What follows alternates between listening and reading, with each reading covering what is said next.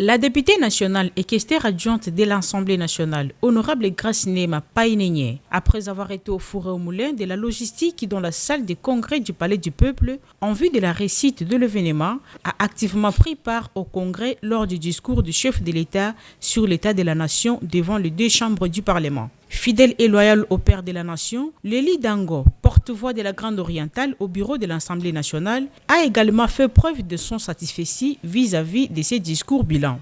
Nous assumons ces accords comme des leviers stratégiques au service d'une paix juste et comme l'expression d'une volonté ferme de conjuguer l'efficacité de notre défense à la puissance de notre action diplomatique.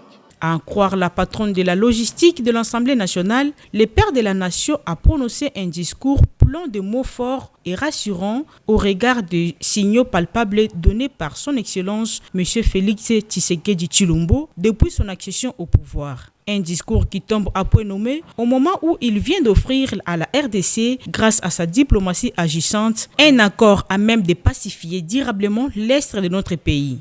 Comme dans ses habitudes, le garant de la nation a mis le pays sur une orbite très prometteuse. Il en a fait montre dans son adresse à la nation devant nous, élus du peuple.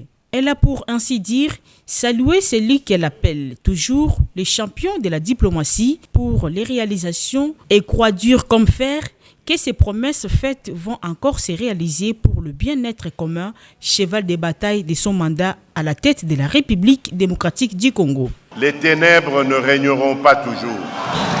République démocratique du Congo, lève-toi et sois éclairé car la lumière arrive. Ayant débuté à 12h pile, c'est à 15h34 que le président du Congrès a levé la séance qui avait un seul point à l'ordre du jour, le discours du chef de l'État sur l'état de la nation.